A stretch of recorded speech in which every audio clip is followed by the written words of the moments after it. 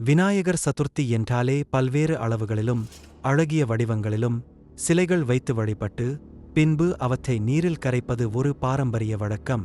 சான்றிதழ் பெறாத சிலைகளை செயற்கை நீர்நிலைகளில் கரைக்கக்கூடாது என்றும், மனிதர்கள் மட்டுமல்ல பிற உயிரினங்களுக்கும் தேவையான நீர்நிலைகளை மாசுபடுத்தும் வகையில் சிலைகளை மூழ்கடிக்க அனுமதி அளிக்க முடியாது என்று சென்னை உயர் நீதிமன்றம் ஆகஸ்ட் 26ஆம் தேதி அன்று தெரிவித்துள்ளது.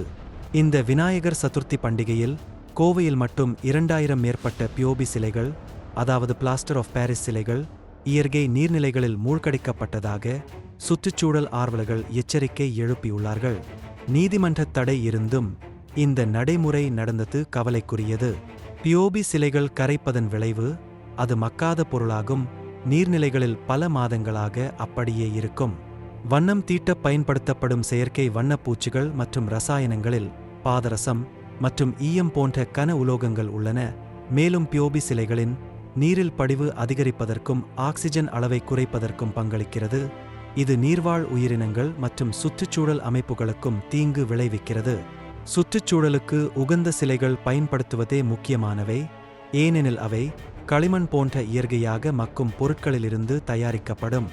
மேலும் நச்சுத்தன்மையற்ற இயற்கை வண்ணங்களை பயன்படுத்துகின்றன, நீர் மாசுபாட்டை தடுக்கின்றன மற்றும் நீர்வாழ் உயிரினங்களை பாதுகாக்கின்றன. செயற்கையான சிலைகள் பளபளப்பாகவும் மக்கள் விருப்பத்திற்கு ஏற்ப விற்கப்படுகிறது. அதனை உருவாக்கும் கலைஞர்கள் இதை வியாபார நோக்கங்களுக்கு எடுத்து செல்லுகிறார்கள். எனவே கைவினை கலைஞர்களையும் நமது சுற்றுச்சூழலையும் ஆதரிக்கும் வகையில் சூழலுக்கு உகந்த சிலைகளையே தேர்வு செய்வது சிறந்தது.